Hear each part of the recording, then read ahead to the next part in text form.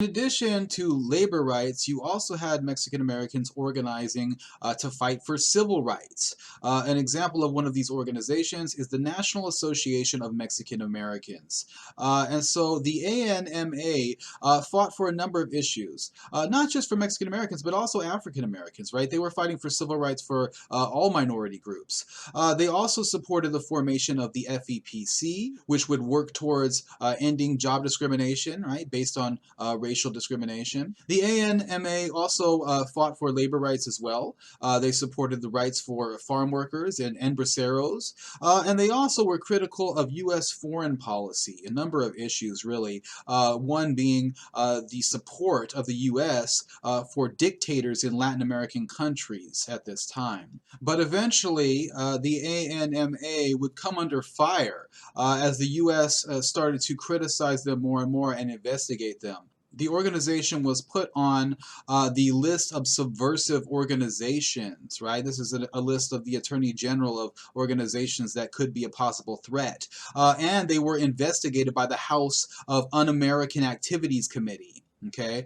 Eventually, the FBI would infiltrate the organization, right? And so, when that happens, basically you have members of the FBI acting like they're wanted to join the ANMA, and they were basically spying on them. These FBI infiltrators gave lists of all the members of ANMA and also gave background on the leadership of the ANMA.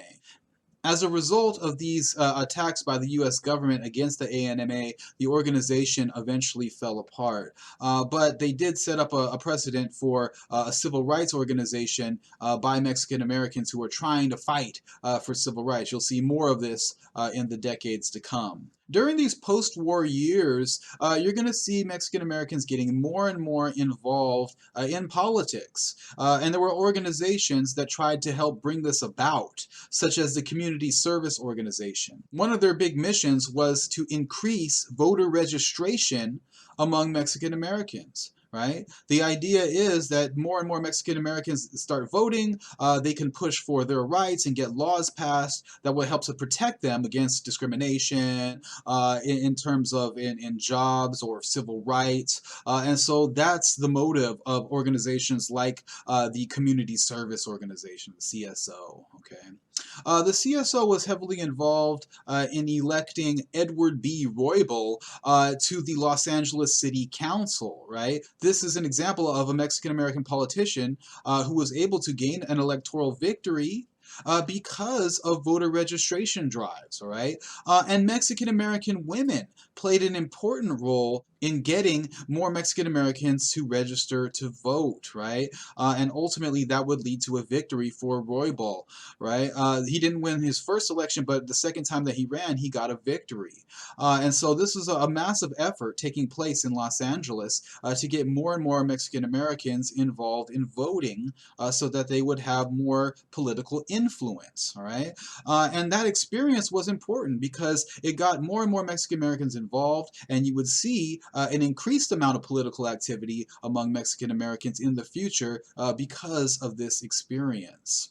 Later on, you would have another organization developing that had a similar goal as the CSO, and that's the Mexican American Political Association, or MAPA. MAPA was trying to also increase voter registration among Mexican Americans, and it helped to also get out more information about what was happening in politics, like what particular bills were about, basically educating the Mexican American community on the political issues of the time. You're also going to see increased political activity in Texas at this time.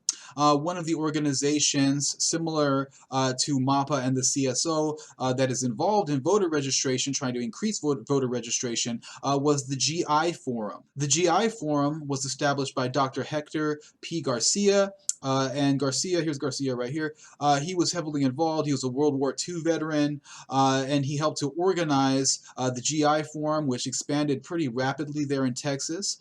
In Texas, Mexican Americans had to deal with the poll tax. We've talked about that before, where they had to pay a tax basically in order to vote, and that discouraged a lot of Mexican Americans from voting. And so the GI Forum would help organize drives to raise money to help Mexican Americans pay the poll tax.